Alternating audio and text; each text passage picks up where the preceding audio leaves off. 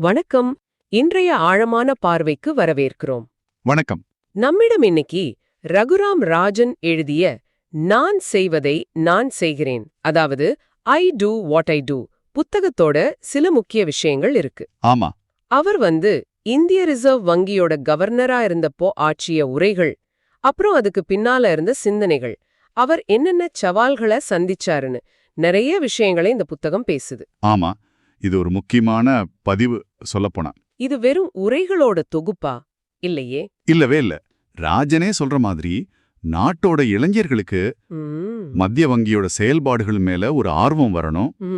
பொருளாதாரம், நிதித்துறை இதெல்லாம் எவ்வளவு முக்கியம்னு புரிய வைக்கணும். கரெக்ட். அப்புறம் ஆர்பிஐ சில சமயம் கஷ்டமான சீர்திருத்தங்கள் செய்ய வேண்டியிருந்தது, அதையும் விளக்கணும்னு தான் இந்த புத்தகம். மிக சரியா சொன்னீங்க. ஒரு வகையில ராஜன் எப்படி இந்திய பொருளாதாரத்தோட அணுகுமுறைய, மத்திய வங்கியோட செயல்பாட்டு முறைய, ஏன் அது பொதுமக்கள் கிட்ட பேசுற விதத்து கூட மாத்த முயற்சி செஞ்சாருன்னு புரிஞ்சுக்க இது உதவும். சரிதானே? நிச்சயமா. இது வெறும் அறிக்கையா இல்லாம ஒவ்வொரு பேச்சுக்கு பின்னாலேயும் இருந்த சூழல் என்ன, அந்நேர பொருளாதார நிலைமை, அவர் ஏன் அந்த முடிவு எடுத்தாருங்கிற காரணங்கள், அப்படி பல விஷயங்களை ராஜன் இதுல சொல்றாரு. அப்படியா? யோசிச்சு பாருங்க. கிட்டத்தட்ட 400 பில்லியன் டாலர் சொத்து, ஒரு 17,000 ஊழியர்கள், இவ்ளோ பெரிய அமைப்பை வழிநடத்தின அனுபவம் பெரிய விஷயம். அப்புறம் சீர்திருத்தங்களை எப்படி தனியா இல்லாம ஒரு டீமா வெளிப்படையா எல்லார்கிட்டயும் பேசி முன்னெடுத்தாருன்னு பார்க்க முடியுது. சரி.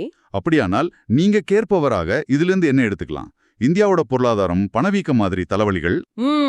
வங்கித்துறையில நடந்த பெரிய மாற்றங்கள் எல்லாரையும் நிதி சேவைக்கு கொண்டு வர என்ன செஞ்சாங்க? இந்த மாதிரி கொஞ்சம் சிக்கலான விஷயங்களை கூட ராஜனோட நேரடி அனுபவம், அவரோட பார்வை வழியா ரொம்ப தெளிவா சுருக்கமா தெரிஞ்சுக்கலாம். ஆமா, அவர் எப்படி சவால்களை சந்திச்சாரு, என்ன தீர்வு சொன்னாருன்னு பார்க்கலாம். ஆரம்பிக்கலாமா அப்போ? ஆரம்பிக்கலாம். சரி. ராஜன் கவர்னரா பதவி ஏத்துக்கிட்டப்போ பணவீக்கம், குறிப்பா மக்கள் வாங்குற பொருளோட விலைவாசி, அதாவது சிபிஐ பணவீக்கம் பயங்கரமா இருந்துச்சு. ஆமா, கட்டுக்கடங்காம போயிட்டு இருந்தது. அத சரி பண்றதுதான் அவரோட முதல் பெரிய வேலையா இருந்தது இல்லையா? நிச்சயமா. அது வரைக்கும் எல்லாரும் மொத்த விலை குறியீடு WPI பத்தி தான் அதிகம் பேசிட்டு இருந்தாங்க.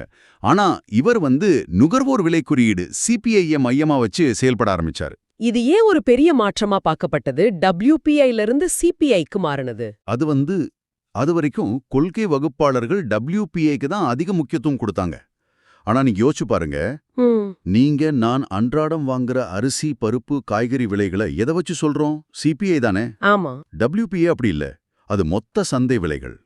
ராஜனோட முக்கியமான பார்வை என்னன்னா, CPI பணவீக்கத்தை கட்டுப்படுத்தினா தான் பேங்க்ல பணம் போடுற சேமிப்பாளர்களுக்கு உண்மையான லாபம் கிடைக்கும். ஓ, அப்படியா? ஆமா. இல்லன்னா என்னாகும்? வட்டி வருமானம் பணவீக்கத்தாலேயே கரைஞ்சு போயிடும். சரி சரி. இது பொருளாதாரத்தோட அடிப்படையே சேமிப்பாளர்களுக்கு சாதகமா மாத்துற ஒரு பெரிய முயற்சி. அதுக்காக தான் அவர் CPI மையப்படுத்தி இலக்குகளையும் வச்சாரு. ஜனவரி 2015க்குள்ள 8%, ஜனவரி 2016க்குள்ள 6%. ஓகே. ஆனா அந்த சமயத்துல தொழில் அதிபர்கள் எல்லாம் வட்டி விகிதத்தை குறைங்கன்னு ஒரே அழுத்தமா இருந்ததே. அப்போ முதலீடு பண்ணணும்னு சொன்னாங்க. அதை எப்படி ராஜன் சமாளிச்சாரு? வெறும் CPI இலக்கு வச்சா போதுமா? இது ஒரு முக்கியமான கேள்விங்க. ராஜனே அத புத்தகத்துல கொஞ்சம் நகைச்சுவையா சொல்றாரு. என்னன்னு? குறைஞ்ச வட்டி விகிதத்தை விரும்பாத ஒரு தொழிலதிபரே நான் பார்த்ததே இல்ல. ஆனா அவர் என்ன சொன்னாருன்னா, வட்டி விகிதத்தை குறைக்கிறத மட்டுமே உடனே முதலீட்டை அதிகப்படுத்திடாது. அது ஒரு பக்கம். இன்னொரு பக்கம் பேங்க்ஸ் டெபாசிட்க்கு அதிக வட்டி கொடுத்துட்டு இருக்கும்போது ரிசர்வ் பேங்க் வட்டி விகிதத்தை குறைச்சாலும் பேங்குகள் உடனே அவங்க கடன் வட்டி விகிதத்தை குறைக்காதுன்னாரு. ஓஹோ. அதனால முதல் படி மிக முக்கியமானது. பணவீக்கத்தை முதல்ல கட்டுக்குள்ள கொண்டு வர்றதுதான். அதுதான் நிலையான வளர்ச்சிக்கு அடித்தளம்னு அவர் ரொம்ப உறுதியா வாதிட்டாரு. அப்போ பணவீக்கத்துக்கு உணவுப் பொருட்களோட விலை உயர்வும் ஒரு முக்கிய காரணமா இருந்துச்சே, அதை எப்படி பார்த்தாரு? நிச்சயமா. உணவு பணவீக்கத்தோட மூல காரணங்களா அவர் ரொம்ப ஆழமா பார்த்தாரு, சும்மா மேலோட்டமா இல்லாம. என்னென்ன காரணங்கள் சொன்னாரு? மக்களின் உணவு பழக்கம் மாறினது, அதாவது புரதச்சத்து அதிகமுள்ள உணவுகளோட தேவை அதிகமானது ஒரு காரணம். அப்புறம் அரசாங்கத்தோட குறைந்தபட்ச ஆதரவு விலை MSP உயர்வுகள். சரி. கிராமப்புறங்கள்ல சம்பள உயர்வு. இது மாதிரி பல காரணிகளை அலசினார். குறிப்பா MGNREGA மாதிரி திட்டத்தால மட்டும் இல்ல, விவசாய தொழிலாளர்கள் கட்டுமானத்துறை மாதிரி வேற வேலைகளுக்கு போனதாலையும் கிராமப்புற கூலி உயர்ந்துச்சு.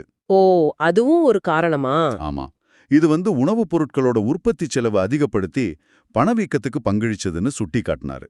இதுக்கு தீர்வா MSP உயர்வுகளை கொஞ்சம் கட்டுப்படுத்தணும், விளைபொருட்களை சந்தைக்கு கொண்டு வர சப்ளை செயினை சரி பண்ணணும்னு சில ஆலோசனைகளை சொன்னாரு.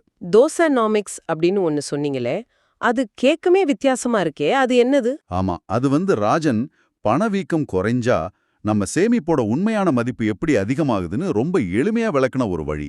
எப்படி? நீங்களே யோசிச்சு பாருங்க. உங்ககிட்ட 100 ரூபாய் இருக்கு. ஒரு தோசை 10 ரூபாய். நீங்க 10 தோசை வாங்கலாம். சரி.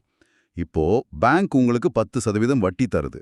ஆனா பணவீக்கமும் 10%. அப்போ ஒரு வருஷம் கழிச்சு உங்ககிட்ட 110 ரூபாய் இருக்கும். ஆனா தோசை விலை அதுவும் 11 ரூபாய் ஆயிடுக்கும். அப்பவும் 10 தோசை தான். அதே 10 தோசை தான் வாங்க முடியும். ஆனா பணவீக்கம் 5% குறைஞ்சா என்ன ஆகும்? சொல்லுங்க. உங்ககிட்ட 110 ரூபாய் இருக்கும். ஆனா தோசை விலை 10 ரூபாய் 80 காசு தான். அப்போ நீங்க கிட்டத்தட்ட 10 தோசை வாங்கலாம். ஓ, புரியுது. அதாவது பணவீக்கம் குறைஞ்சா உங்க வட்டி வருமானம் உங்க பணத்தோட மதிப்பை உண்மையிலே அதிகப்படுத்துது. இதத்தான் தோசானாமிக்ஸ் மூலமா சேமிப்பாளர்களுக்கு புரிய வச்சாரு. ரொம்ப நல்ல உதாரணம். சரி, இந்த பணவீக்க இலக்கு வைக்கிறது, அதை விளக்குறதெல்லாம் ஓகே. ஆனா இத ராஜன் இருக்கும்போது மட்டும் இல்லாம ஒரு தொடர்ச்சியான அமைப்பா மாறணுமே, அதை எப்படி உறுதி செஞ்சாரு? மிகச்சரியான கேள்வி. அதுக்கு தான் அவர் அரசாங்கத்தோட பேசி ஒரு பணவியல் கொள்கை கட்டமைப்பு ஒப்பந்தம் போட்டாரு. Monetary policy framework agreement. ஓ, அப்படியா? ஆமா. அதோட முக்கிய அம்சம் என்னன்னா, பணவியல் கொள்கை குழு, அதாவது மானிட்டரி பாலிசி கமிட்டி, எம்பிசி. சரி. இது ஒரு சுதந்திரமான குழு. இதுல ஆர்பிஐ ஆட்களும் இருப்பாங்க, வெளியிலிருந்து உறுப்பினர்கள் நியமிக்கப்படுவாங்க.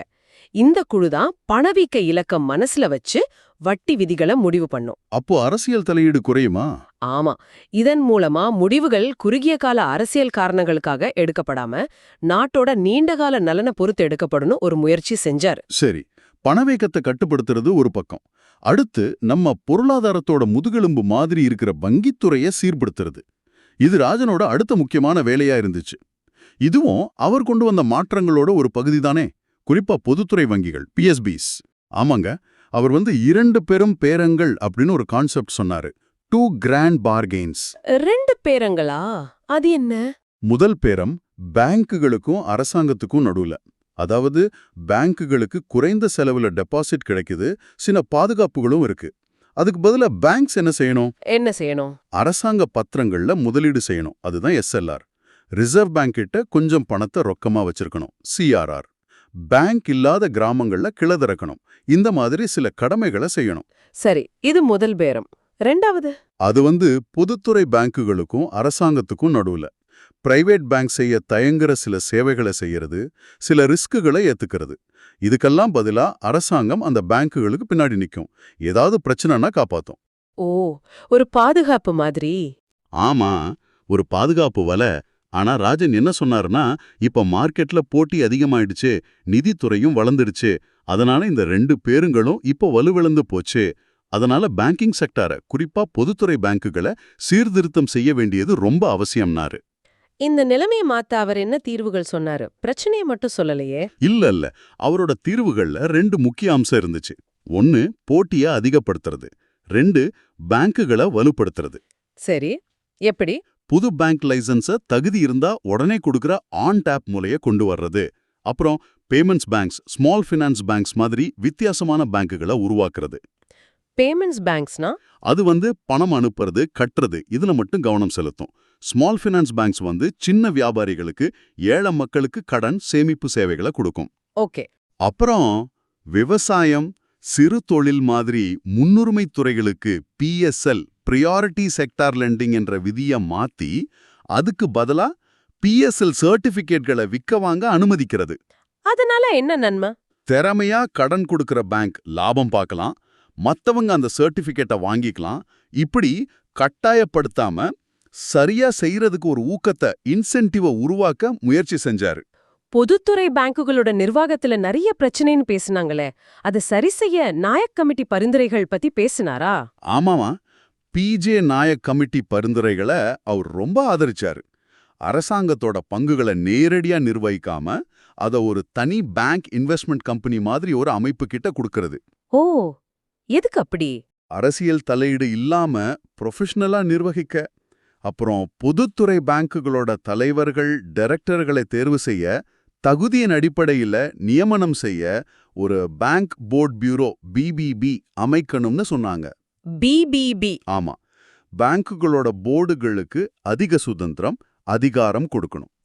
ஊழியர்களோட சம்பளத்தை பேங்கோட செயல்பாட்டோட இணைக்கணும். ESOPs மாதிரி திட்டங்கள் மூலமா. அப்போ மொத்தத்துல அரசாங்கத்தோட தலையீட்ட குறைச்சு பேங்குகளை சுதந்திரமா செயல்பட வைக்கணும்னு சொன்னாரு. ஆமா, ஒரு ப்ரொஃபஷனல் நிறுவனமா லாப நோக்கத்தோட நிச்சயமா சமூக பொறுப்போட செயல்பட வைக்கணுங்கிறது தான் அடிப்படை நோக்கம். சரி, நிர்வாக சீர்திருத்தம் ஒரு பக்கம். ஆனா அந்த நேரத்துல பெரிய பிரச்சனையா இருந்த வாராக்கடன் NPA பிரச்சனை, அதை எப்படி கையாண்டாரு? பேங்க்ஸ்லாம் கடனை வசூலிக்க முடியாம திணறுச்சு. அதுதான் அவர் சந்திச்ச சவால்கள்லயே ரொம்ப கஷ்டமானதுன்னு சொல்லலாம். பேங்குகள் பல வருஷமா அந்த NPA பிரச்சனைய ஒரு மாதிரி மூடி மறைச்சிட்டு வந்தாங்க. எப்படி? அதாவது கடனை திருப்பி கட்ட முடியாத கம்பெனிகளுக்கு இன்னும் கொஞ்சம் கடன் கொடுத்து கணக்குல அத நல்ல கடனை காட்டிக்கிட்டே வர்றது. எக்ஸ்டெண்ட் அண்ட் பிரிட்டெண்ட், நீட்டித்து மறைக்கிறதுன்னு சொல்லுவாங்க. இத முதல்ல நிறுத்தணும்னாரு. உண்மையான நிலைமை என்னன்னு வெளியே தெரியணும்னு ரொம்ப வலியுறுத்தினாரு. அதுக்கு தான் அவர் சொத்து தரம் மதிப்பாய்வு, ஆசெட் குவாலிட்டி ரிவ்யூ, AQRன்னு ஒரு கடுமையான நடவடிக்கை எடுத்தாரு. AQR. ஆமா, இது பேங்குகளோட கணக்குகளை ஆராய்ந்து உண்மையிலே எவ்வளவு வாராக்கடன் இருக்குன்னு வெளிச்சத்து கொண்டு வந்தது. இது பேங்குகளுக்கு கொஞ்சம் கஷ்டமா தான் இருந்துச்சு. ஆனா அவசியமான ஒண்ணு இல்லையா? சரி, கடனை வெளிக்கொண்டு வந்தா மட்டும் போதுமா? அத வசூலிக்க இனிமே இப்படி ஆகாம தடுக்க என்ன செஞ்சாரு? வெளிக்கொண்டு வர்றது முதல் படி. அதுக்கப்புறம் கடனை வசூலிக்க பேங்குகளுக்கு அதிகாரம் கொடுக்க சில புதிய கருவிகளை அறிமுகப்படுத்தினாரு. என்ன மாதிரி கருவிகள்? கடனை அந்த நிறுவனத்தோட பங்குகளா ஈக்விட்டியா மாத்துறதுக்கு SDR, ஸ்ட்ராட்டஜிக் டெட் ரீஸ்ட்ரக்சரிங்னு ஒன்னு. பெரிய கடன்களை மறுசீரமைச்சு நல்ல கடன், கெட்ட கடன்னு பிரிக்க S4A, scheme for sustainable structuring of stressed ஆசெட்ஸ்னு இன்னொன்னு. இந்த மாதிரி சில வழிகள். அப்புறம் வேணும்னே கடனை திருப்பி கட்டாத பெரிய நிறுவனங்கள் மேல நடவடிக்கை எடுக்கணும், மோசடி வழக்குகளை விசாரிக்கணும்னு புலனாய்வு அமைப்புகளையும் தூண்டினாரு. இது ஒரே நாள்ல சரியாற பிரச்சனை இல்ல. இது பேங்குகளோட பேலன்ஸ் ஷீட்டை சுத்தம் பண்ற ஒரு நீண்ட, கொஞ்சம் வலிமிகுந்த ஆனா ரொம்ப அவசியமான சிகிச்சைன்னு அவர் சொன்னாரு. ஓகே, பேங்குகளோட ஆரோக்கியத்தை சரி பண்றது ஒரு பக்கம். இன்னொரு பக்கம் அந்த பேங்குகளோட சேவை நாட்டோட கடைக்கோடி மனிதனுக்கும் ஏழைகளுக்கும் போய் சேரணும். அதுவும் ராஜனோட ஒரு முக்கியமான நோக்கமா இருந்துச்சு. ஃபினான்ஷியல் இன்க்ளூஷன், அதாவது நிதி உள்ளடக்கம். இது ஏன் இவ்வளவு முக்கியம்னு அவர் நினைச்சாரு? இது வெறும் மனிதாபிமானம் மட்டும் இல்ல, நம்ம நாட்டோட பொருளாதார வளர்ச்சிக்கும் இது ரொம்ப அவசியம்னு அவர் உறுதியா நம்பினாரு. எப்படின்னு கொஞ்சம் சொல்லுங்களேன். ஏழை மக்களை கந்துவட்டி கொடுமையிலிருந்து காப்பாத்தணும், அவங்க சேமிக்கிறதுக்கு, இன்சூரன்ஸ் எடுக்கிறதுக்கு, சின்னதா தொழில் தொடங்க கடன் வாங்குறதுக்கு, இதுக்கெல்லாம் வாய்ப்பு கொடுத்தா நாட்டோட ஒட்டுமொத்த உற்பத்தி திறன் அதிகமாகும்னு சொன்னாரு. அவர் சுயதொழில் மகளிர் சங்கம், அதாவது சீவால இருக்கிற ஒரு பெண் உறுப்பினர் சொன்ன அனுபவத்தை அடிக்கடி சொல்வாரு. என்ன அனுபவம் அது? அந்த பெண்மணிக்கு அவங்க அதிக வட்டிக்கு வாங்கியிருந்த கந்துவட்டி கடனை அடைச்சதுதான் அவங்க அதுவரைக்கும் செஞ்ச முதலீடுகள்ல அதிக லாபம் தந்ததுன்னு சொன்னாங்களாம். அரே அப்பா! ஆமா, அது ராஜனுக்கே ஒரு பெரிய பாடமா இருந்திருக்கும்னு நினைக்கிறேன். வெறும் வட்டி லாபத்தை விட கடன்ல இருந்து வெளியே வர்றதே எவ்வளவு பெரிய விஷயம்னு அது காட்டுச்சு. ஆனா இதுக்கு முன்னாடி அரசாங்கங்கள் பல வருஷமா பேங்குகளை கட்டாயப்படுத்தி கிராமத்துல கிளை தரங்க, ஏழைகளுக்கு கடன் கொடுங்கன்னு சொல்லியும் நிதி உள்ளடக்கம் பெரிய அளவுல நடக்கலையே. அதுதான் விஷயம். வெறும் கட்டாயங்கள் மூலமா இதை செய்ய முயற்சி பண்ணது முழுசா ஜெயிக்கல. பேங்குகள் என்ன பண்ணுச்சு? லாபம் வராத வேலைகளை செய்ய தயங்குச்சு, இல்லன்னா ஏதோ பேருக்கு செஞ்சாங்க. கணக்கு திறப்பாங்க, ஆனா பயன்படுத்த மாட்டாங்க. ஆமா, ஜீரோ பேலன்ஸ் அக்கவுண்ட்ஸ் நிறைய திறந்தாங்க, ஆனா அதுல பரிவர்த்தனையே இருக்காது. அதனால ராஜன் இந்த அணுகுமுறையை மாத்த நினைச்சாரு. கட்டாயப்படுத்துறதுக்கு பதிலா ஏழை வாடிக்கையாளர்களுக்கு சேவை செய்யறத எப்படி பேங்குகளுக்கு லாபகரமா மாத்தலான்னு யோசிச்சாரு. ஓ, அப்படி ஒரு வழியா? எப்படி லாபகரமா மாத்த முடியும்? கடன் கொடுக்கறது மட்டும் நிதி உள்ளடக்கல் இல்லைன்னாரு. பணம் அனுப்புறது, பணம் கட்டுறது, சேமிப்பு, இன்சூரன்ஸ், இந்த மாதிரி மத்த சேவைகளை ரொம்ப எளிதாகவும் செலவு இல்லாமலும் கொடுத்தாலே மக்கள் தானா இந்த நிதி அமைப்புக்குள்ள வருவாங்கன்னாரு. நம்பரை வச்சு சுலபமா அக்கவுண்ட் ஆரம்பிக்கிறது. ஆமா. அப்புறம் ஏற்கனவே சொன்ன மாதிரி payments banks, small finance banks, கடன் வாங்கினவங்களோட தகவல்களை பகிரும் கிரெடிட் பியூரோக்கள், சின்ன வியாபாரிங்க அவங்க பில்லை காட்டி உடனே பணம் பெற உதவுற ட்ரெட்ஸ் மாதிரி ஆன்லைன் பிளாட்ஃபார்ம்ஸ், இப்படி பல புதிய முயற்சிகளை ஊக்குவிச்சாரு. அப்போ நோக்கம் என்னன்னா, ஏழை வாடிக்கையாளரையும் பேங்க்குக்கு ஒரு மதிப்புள்ள வாடிக்கையாளரா மாத்துறது. கரெக்ட். அப்படி ஒரு சூழலை உருவாக்கணும்னு விரும்பினாரு. சரி, இப்போ ஆர்பிஐ கவர்னரோட வேலைங்கிறது வட்டி விகிதத்தை ஏத்துறது இறக்குறது மட்டும் இல்ல, அதை விட ஒரு பெரிய பொறுப்பு இருக்குன்னு ராஜன் சொல்றாரே, அது என்ன? நாட்டோட ஒட்டுமொத்த பேரின பொருளாதார இடர்பாடுகள், அதாவது மேக்ரோ எக்கனாமிக் ரிஸ்க், அதை கவனிக்கிறது, அதை நிர்வகிக்கிறது. இதுதான் கவர்னரோட மிக முக்கியமான முதல் பங்குன்னு சொல்றாரு. அப்படின்னா பொருளாதாரம் ஏதாவது தப்பான திசையில போகுதுன்னு தெரிஞ்சா அரசாங்கத்தை மென்மையாவோ இல்ல தேவைப்பட்டா கொஞ்சம் கடுமையாவோ எச்சரிக்க வேண்டிய தார்மீக பொறுப்பு கவர்னருக்கு உண்டு. ஓ, அவர் அரசியல் சாராத ஒரு டெக்னோக்ராட்டா இருக்கணும். அரசாங்கம் செய்யறதெல்லாம் சரின்னு தலையாட்டவும் கூடாது, அதே சமயம் எல்லாத்தையும் எதிர்க்கவும் கூடாது. உண்மைய டேட்டா அடிப்படையில சொல்லணும். இந்த நடுநிலைமைய அவர் எப்படி கையாண்டாரு? ஏன்னா அவர் சில கருத்துக்கள் சொல்லும்போது பெரிய சர்ச்சைகள் ஆச்சே.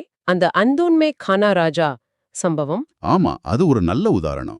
குருடர்கள் தேசத்தில் ஒற்றைக்கண்ணுடையவன் ராஜான்னு அந்த பழமொழியை அவர் பயன்படுத்தினப்போ ஆமா அது இந்தியாவோட வளர்ச்சியே குறைச்சு மதிப்பிடுற மாதிரி இருக்குன்னு நிறைய பேர் விமர்சிச்சாங்க. ஆமா, நானும் படிச்சேன். ஆனா அவர் உண்மையில என்ன சொல்ல வந்தாருன்னா, உலக பொருளாதாரம் ரொம்ப மந்தமா இருக்கு, அந்த நிலைமையில இந்தியா ஓரளவுக்கு வளர்றது ஒரு பெரிய விஷயமா தெரியலாம். ஆனா அதுலயே நாம திருப்தியை அடைஞ்சிடக் கூடாது, நாம இன்னும் வேகமா வளர முயற்சி செய்யணும்னு தான் சொன்னாரு. ஆனா அது தவறா புரிஞ்சுக்கப்பட்டுடுச்சு. ஆமா, அந்த சூழலை விட்டுட்டு வார்த்தையை மட்டும் புடிச்சுக்கிட்டாங்க.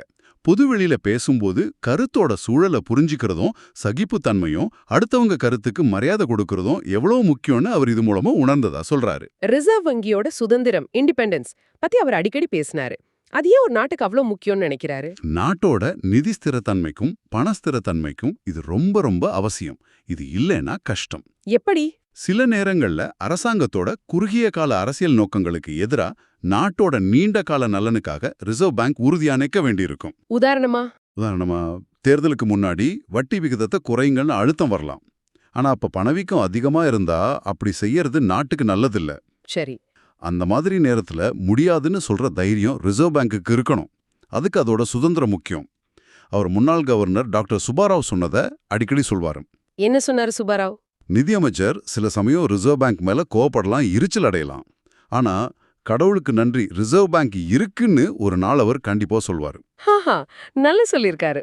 ஆமா, அந்த சுதந்திரத்தோட முக்கியத்துவத்தை அது காட்டுது. அப்போ ரிசர்வ் பேங்க் கிட்ட இருக்கிற உபரி நிதி சர்ப்ளஸ் இருக்கு இல்லையா, அது அரசாங்கத்துக்கு கொடுக்கணும்னு அவர் காலத்துல சில கோரிக்கைகள் வந்துச்சு. அதை எப்படி பார்த்தாரு? அதை அவர் ரொம்ப தெளிவா விளக்குனாரு. ரிசர்வ் பேங்க்குங்கிறது ஒரு சாதாரண கம்பெனி இல்ல, அது நாட்டோட சென்ட்ரல் பேங்க். ஆமா, சர்வதேச அளவுல அதுக்கு ஒரு நம்பகத்தன்மை, கிரெடிபிலிட்டி இருக்கணும். அதுக்கு அதோட கையிருப்பு, அதாவது கேபிட்டல் ரொம்ப வலுவா இருக்கணும். உதாரணமா AAA மாதிரி ஒரு உயர் கடன் தகுதியை மெயின்டைன் பண்ணணும். எதுக்கு அந்த கையிருப்பு? திடீர்னு உலக அளவுல ஒரு பொருளாதார நெருக்கடி வருதுன்னா அப்போ இந்த கையிருப்பு தான் நாட்டை காப்பாத்தும். அதனால தேவையான அளவு மூலதனத்தை வச்சுக்கிட்டதுக்கு அப்புறம் தான் மீதி இருக்கிற உபரிய அது அரசாங்கத்துக்கு ஈவுத்தொகையா டிவிடெண்டா கொடுக்க முடியும். அப்போ குறுக்கு வழியில பணம் எடுக்க முடியாதுன்னு சொல்றாரு. ஆமா, அப்படி செய்யறது நாட்டோட நீண்டகால நலனுக்கு ஆபத்துன்னு அவர் சொன்னாரு. சரி, ராஜன் ஆர்பிஐக்கு வர்றதுக்கு முன்னாடியே 2008 உலக நிதி நெருக்கடி வர்றதுக்கு முன்னாடியே நிதி அமைப்புல இருக்கிற ஆபத்துகள் பத்தி எச்சரிச்சாருன்னு ஒரு பேச்சு இருக்கு. அது உண்மையா? ஆமா, அது உண்மைதான். 2005 அமெரிக்காவுல ஜாக்சன் ஹோல்னு ஒரு இடம். அங்க வருஷம் உலகத்தோட பெரிய சென்ட்ரல் பேங்கர்ஸ், எக்கனாமிஸ்ட்ஸ் எல்லாம் கூடுவாங்க. ஓ, பெரிய மாநாடு. ஆமா, அந்த மாநாட்டுல அவர் பேசின பேச்சு ரொம்ப பிரபலமானது, அதே சமயம் பயங்கர சர்ச்சையானதும் கூட. என்ன சொன்னாரு அப்படி? நிதித்துறை இப்படி கட்டுப்பாடே இல்லாம வளர்றது நல்லதா, இல்ல அதுவே புதுசா ஆபத்துக்களை உருவாக்குதான்னு கேள்வி கேட்டாரு.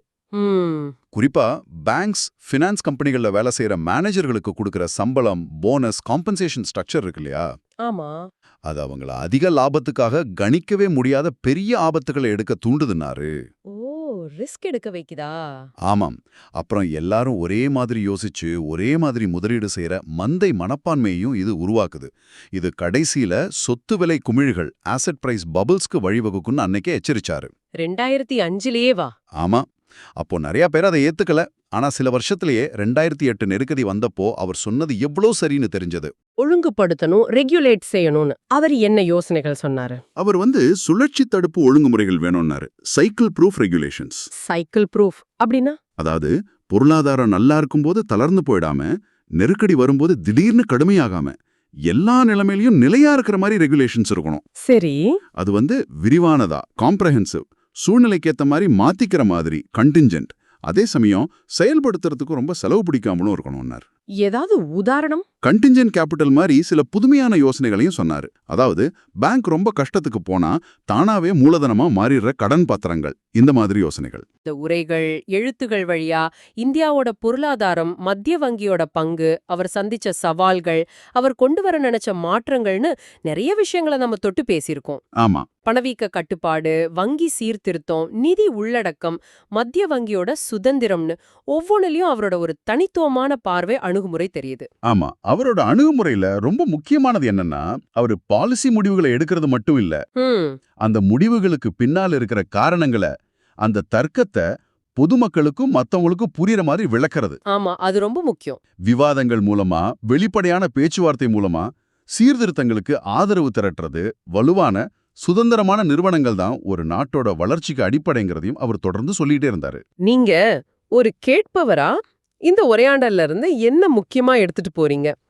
ராஜன் அவரோட பதவிக்காலம் முடியறப்போ ஒரு பேச்சுல சகிப்புத்தன்மை, டாலரன்ஸ், அப்புறம் ஆரோக்கியமான விவாதம், டிபேட், இதோட முக்கியத்துவத்தை பத்தி பேசினாரு. ஆமா, அது ஒரு முக்கியமான பேச்சு. புது யோசனைகள் வரணும்னா, நாம செஞ்ச தப்ப திருத்திக்கணும்னா, ஒரு நாடு தொடர்ந்து முன்னேறணும்னா, மாறுபட்ட கருத்துக்களை மதிக்கிற, திறந்த மனசோட விவாதிக்கிற ஒரு சூழல் ரொம்ப அவசியம்னு அவர் சொன்னாரு. கரெக்ட். இன்றைய சூழல்ல இந்தியா ஒரு பெரிய வளர்ச்சி பாதையில போயிட்டு இருக்கு. அப்போ இந்த சகிப்புத்தன்மைக்கும் ஆரோக்கியமான விவாதத்துக்குமான இடம் எந்த அளவுக்கு இருக்கு, அது எந்த அளவுக்கு முக்கியமானது? இது நாம எல்லாரும் யோசிக்க வேண்டிய ஒரு கேள்விதான். ஒருவேளை இதை நாம சிந்திச்சு பார்க்க வேண்டிய கேள்வியா இருக்கலாம். அடுத்த முறை சந்திக்கிற வரைக்கும் தொடர்ந்து தேடுவோம், தொடர்ந்து கற்போம். நன்றி. நன்றி.